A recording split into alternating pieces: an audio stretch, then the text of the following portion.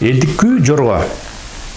Бул күү башка күүлөргө караганда темпи жагынан ылдамыраак. Анан мунун эң башкы татаалдыгы бул жогорку ми нотасы.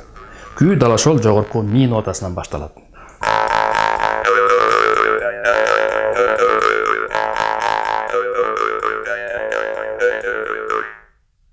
Дал ушул ми нотасын абдан так алууга аракет кылышыбыз керек. Ошондой эле дагы бир татаалдык катар келген 16-лык ноталар.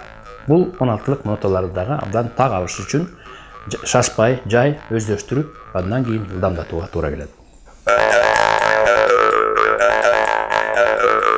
Муну шашпай жайыраак ойноп көрсөк болот.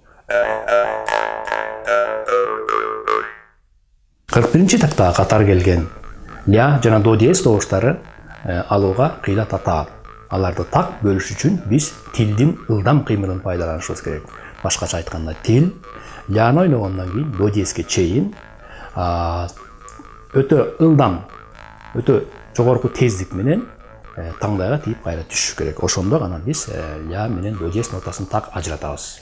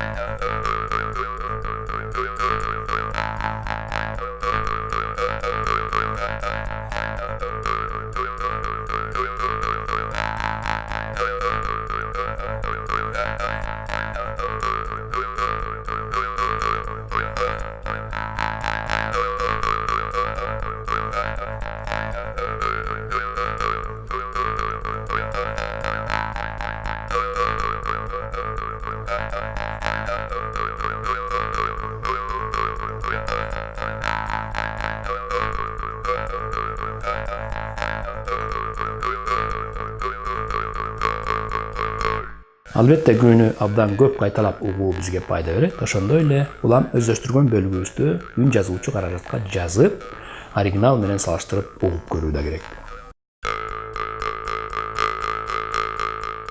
Биз өздөштүрө турган дагы бир күү бул жаңылык күүсү.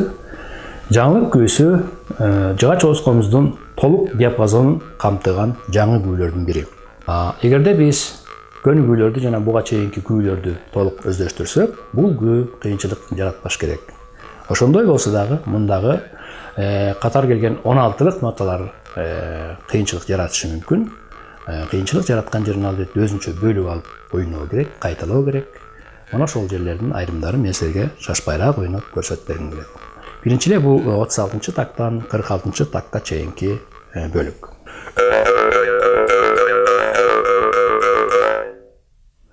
Мына ушул жерин жакшылап өздөштүрсөңөр, калган бөлүгү кыйынчылык туудурбайт. Дагы бир күүнүн татаалдыгы бул 51-чи тактан башталган 16-лык ноталар.